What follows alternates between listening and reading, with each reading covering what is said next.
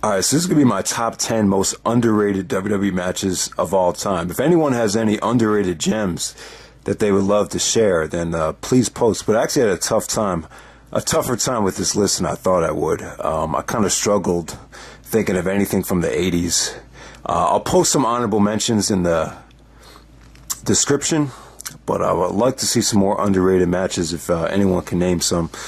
But yeah, so let's get down to number 10. At number 10, I'm going to go with Shelton Benjamin versus Chris Jericho for the Intercontinental Championship to open up the Backlash 2005 pay-per-view. I think this match is kind of overlooked because Shelton Benjamin had such an amazing match with Shawn Michaels on Raw the next night as part of the Gold Rush tournament. Everyone thought that was the Raw match of the year. So it's kind of overlooked because of that. You know, that Shelton and HBK finish. That might have been the best finish to any WWE match of all time. It was that good. But yeah, the Jericho match is kind of a classic too. I mean, after this match is over, I really thought Benjamin was like the breakout star, the next big guy that was going to get pushed within the next year. I thought he was that good. And, him and Jericho just had an awesome opener. That was from Backlash 2005. At number 9, I'm going to go with Randy Orton versus Edge. This is from Vengeance of 2004 also for the Intercontinental Championship. This was when Randy Orton finally was dethroned. He had like a 7-month reign as the IC champion, and Edge actually defeated him. This match is very, very long. It was like 35 minutes. It was very, very slow in the beginning, a lot of boring chants, but as the match progressed, it got really awesome. And it was really that breakout performance that Randy Orton needed, and Edge was a babyface. He was starting to get booed like crazy. So, eventually they changed paths and Edge turned heel and Randy Orton turned babyface. But this was just, great thing about this is you just had two guys that were very, very hungry, still trying to get to that main event spotlight. And, that just came off. I kind of think it's underrated. That's Randy Orton versus Edge from Vengeance 2004. Number 8, I'm going to go with Triple H versus Chris Benoit from No Mercy of 2000. There's going to be a lot of Benoit on this list for obvious reasons. I think a lot of his matches have become kind of lost in the shuffle because of what happened. But the Triple H Benoit match from No Mercy was great. You know, it's one of Triple H's best matches from his great year of 2000. And the main reason it's underrated, because I remember when Benoit and Triple H had their match at Vengeance 2004. I think JR actually said in the promotions for the match that this will be the first time that Benoit and Triple H ever meet on pay-per-view. So everyone that was familiar with the No Mercy match was like, what the fuck? Are you serious? What about No Mercy 2000? Like, a lot of people do, if you're a hardcore wrestling fan, you know how great this is. You know, the Triple H and Benoit classic from No Mercy was a technical masterpiece with it told a great story with Triple H trying to out-wrestle Benoit because Benoit was pretty much known as the better technician, and proved that Triple H is a great technical wrestler. So yeah, I love that Triple H Chris Benoit match from No Mercy 2000. Stephanie, the only thing is Stephanie kind of interfered. She wanted to prove to Triple H that she was an asset at ringside. So there we go. Number 7. The very controversial Eddie Guerrero versus JBL, the Judgment Day 2004 match for the WWE Championship. This is when Eddie Guerrero bled so badly that he actually went into shock after the match was over. And this might be kind of a controversial thing to say, but I really believe it. I think if it wasn't for this match, I think there's a good chance that Eddie Guerrero might still be alive. I really believe that, because I remember it was reported after this match he started to have problems, on a daily basis, just remembering things and kind of just kind of fading out and just not looking well. It's always, like I talked to that one doctor when I went to school. He said it's always with the Benoit situation. It was a combination of a lot of different things which led to Benoit's death, and I imagine it was probably the same thing for Eddie Guerrero. But taking that chair shot from JBL, if you just look at the way Eddie bleeds, it was just scary. The blood just gushing down his face like a crimson mask, like he was taking a shower in blood. It was crazy. But this match got shitted on before it even happened. Everyone was like, oh, the buy rate's gonna suck. You got JBL in the main event. What the fuck is this about? Bradshaw in the main event? I'm not ordering that shit. Everyone had the same feeling But looking back on it, it was one of the best main events of 2004. Definitely, it was definitely like a 4.5, maybe even 4 3/4 star match. It was awesome, and the story was pretty heated, man. JBL was totally over as a heel. The fans were really into Eddie when Eddie was doing his dance covered in blood at the end of the match. It was an awesome moment, man. And I got to give Eddie Guerrero credit for just busting his ass and giving it everything he had, basically killing himself, because he felt like he was under so much pressure to deliver as WWE champion. So I'm going to put that at number 7. At number 6, I'm going to go with Shawn Michaels versus the British Bulldog from King of the Ring 96. I love this match. I think this is one of Shawn's best title defenses from 96. No one really talks about it in the same breath as Shawn versus Mankind or Shawn versus Diesel or Shawn versus Bret, but I thought him and Bulldog had a lot of chemistry. This was definitely a nice follow-up to their Beware of Dog match when the lights went out, and no one really remembers that match. But this was Michaels at the top of his game here. Even Owen Hart was a heel at commentary trying to shit on him.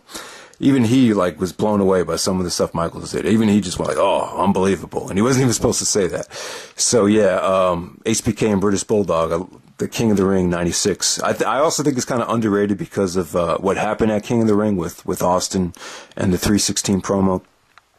All right, so at number 5, I'm going to go with Scotty 2 Hotty versus Dean Malenko from Backlash of 2000. This is like the king of underrated matches. It's really not like that great if you watch it. Like if you're expecting like a 4-star match, it's probably not going to be that. But it's just kind of refreshing because you're getting to see two guys go out there that normally don't get didn't really get a lot of time to shine in the ring. And it's really the only praised Dean Malenko match that you'll see in WWF. The only time they really let him deliver. And him and Scotty 2 Hotty, they just had a great cruiserweight match here. Just a lot of fun and just great technical wrestling from Dean Malenko, some high spots, just a breath of fresh air, man. The Scotty 2 Hotty versus Dean Malenko from Backlash 2000. Number 4, I'm going to go with Bret Hart versus Mr. Perfect from King of the Ring 93. Yeah, I don't think Bret really gets enough credit for his King of the Ring 93 performance. I think at the time, if you have to go back to 93, at that time, people were hailing it as the best pay-per-view in WWF history, just because of what Bret did. He had the great match with Razor Ramon, which people never talk about. I still haven't even seen that match yet, but I imagine it's pretty good. Their Royal Rumble match was great, so I imagine that's pretty much on the same level.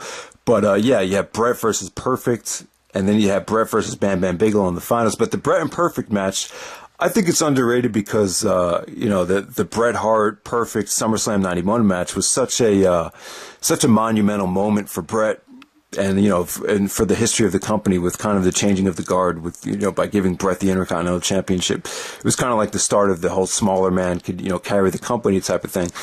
I don't know, the Bret and Perfect King of the Ring match kind of, even Bret said he felt like it was really their best work together, and it was just a masterpiece. It was just a work of art, just two great wrestlers just made for each other, just going out there, and I thought the finish was pretty creative at that time. The reversal of the small package, I love that. But yeah, I'm going to go with Bret and Mr. Perfect at number 4. At number 3, I'm going to go with Brock Lesnar versus Chris Benoit from Smackdown of December 2003. Definitely an underrated gem. You'll never see this on DVD, but it's the first time you get to see Benoit and Lesnar go at it. If Angle chose to get the neck surgery, there's a good chance Benoit and Lesnar would have happened at WrestleMania 19, which would have been pretty cool to see. In retrospect, I kind of wish that, we had seen more of Benoit and Lesnar.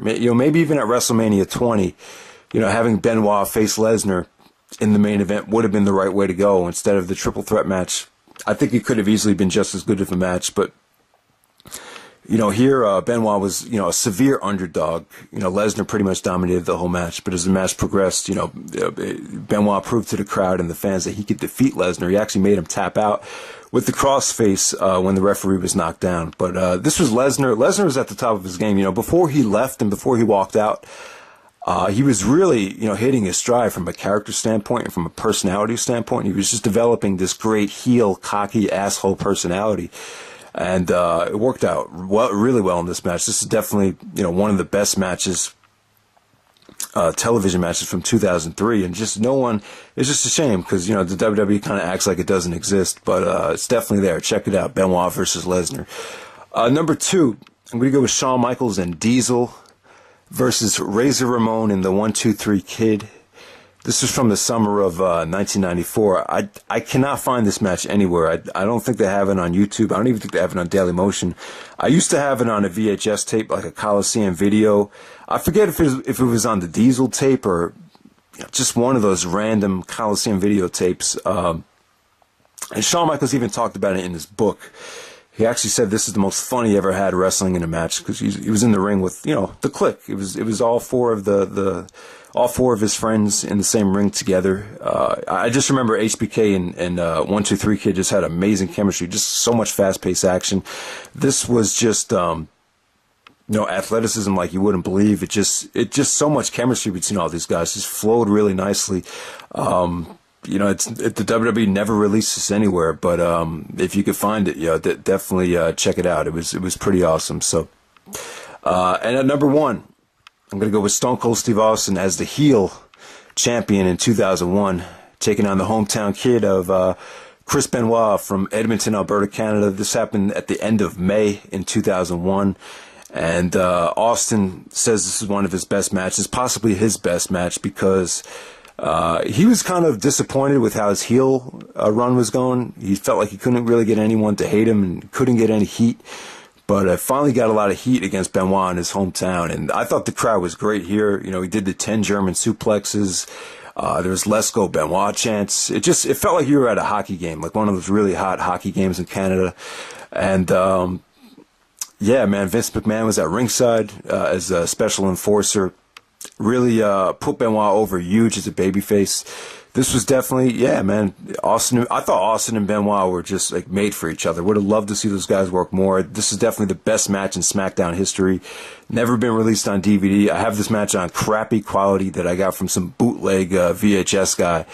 But I wish I had this match on so much better quality. It's on YouTube. You could definitely watch it on YouTube as well if no one has seen it. But yeah, that's my top 10 most underrated matches in WWE history. Let me know what you guys would have put on the list, and take it easy.